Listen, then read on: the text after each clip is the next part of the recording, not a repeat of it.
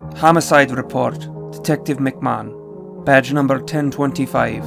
August 26, 2014. 11:34 p.m. 544 Northwest Tarrant Street. One deceased female, aged 26. Large entry wound to chest. Heart removed. Hey Jason, what do we got this time? Yeah, it's another one, the CSI officer said, shaking his head. Same MO. Chest crush, ripped open, heart removed. Human heart from previous deceased present at scene. How many does this make? The detective asked. Are we counting the one at the lake? Jason inquired. No, not yet anyway, replied Detective McMahon. 5 then, but there's no way we can deny they are at least connected, Jason said to the detective, squinting his eyes. Yeah, I hear you. But there was no heart present. It's his calling card. There's no way he'd leave out that little detail. This guy's sick in his ritual. They may be connected, but it may be a copycat. I'm not giving him the credit till I'm sure. The detective pulled out his lucky Zippo and rubbed it with his finger as he examined the apple engraving on its surface. As he lit his cigarette, he noticed the pale ring around his left ring finger. He took a deep breath and ran his fingers through his hair and exhaled. Near the woods, on an old country road near the outskirts of town, a car pulled to a stop about 20 yards off the road. A young teenage couple seeking seclusion from prying eyes dimmed the lights on their car. Hey, look, at least turn on some music or something before you just start grabbing around, the girl said to the teenage boy as he rolled his eyes and fumbled for the radio. Aw, come on, don't be a sad sport, make it romantic, she laughed. Oh yeah, he said sarcastically. Real romantic sneaking off with me, while your boyfriend, my friend, sits at home loving you. We're not supposed to be out here anyway with the curfew and all. Oh please, that girl died almost a month ago. I don't hear you complaining about the last time, or the time before that, she said as she unbuttoned her shirt.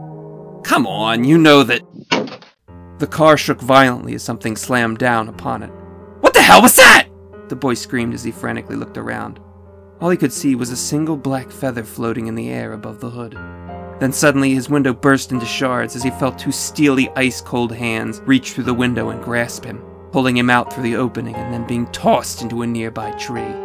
His back smashed as he wrapped around it like a rag doll. He lay there motionless as he looked on in terror as a tall, lanky figure with white hair and crystal blue eyes that almost seemed to glow stared at him. He wore no shirt and his skin was a grayish black. He had a skull on his face, the rib cage and bones to match on his chest and arms.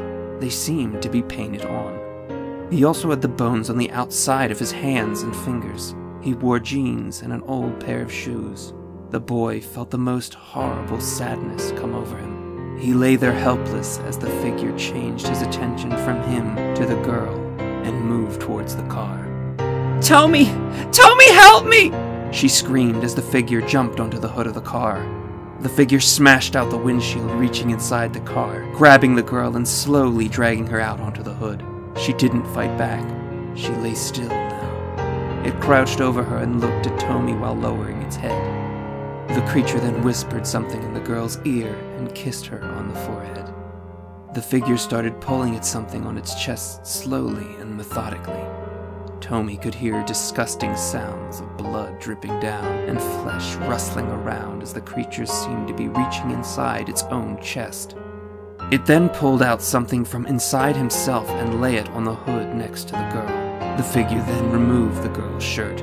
No! Valerie! No! Tommy used the last of his strength to scream. The figure grinned as he slammed his fist into her chest. He struck her repeatedly as bone crushed and popped with every strike. She violently shook and coughed up blood as he continued to hit her. Tommy lay motionless. All he could do was shed one tear. The tear rolled down his cheek as he watched the monster begin to rip and tear into her flesh with his bare hands. Finally, he reached his prize and pulled her still beating heart from inside her. He placed her heart inside the wound he had created in his own chest. Then he dug around inside his pocket and pulled something out and placed it in his mouth. The creature then began to pull the girl's hair from her head and lay the strands of her hair neatly in rows next to each other. He took the object from his mouth, which appeared to be some sort of needle, and picked up a lock of hair and began to sew his wound shut. Tomy lay silent in terror as he watched the grotesque task being executed with patience and precision. He noticed a small movement on the ground near the base of the car. He blinked his eyes to clear his vision and saw it was a small, scruffy dog, pouncing about, wagging its tail. The figure stepped off the car and knelt down and patted the dog on the head. It spun about and wagged its tail. The figure turned his attention back to Tomy, then walked over and stooped down to his knees near Tomy's head. Tomy could see the horrific details of the thing's body. The black skin, skull, and bones were a part of him, not like a tattoo or painted on, but as if it were actually his skin.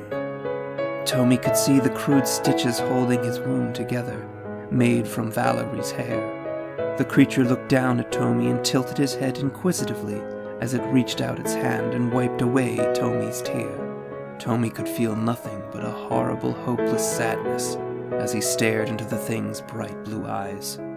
The figure then softly placed his hands on either side of Tomy's face. It then leaned in closer and spoke the words, "To you, Valerie."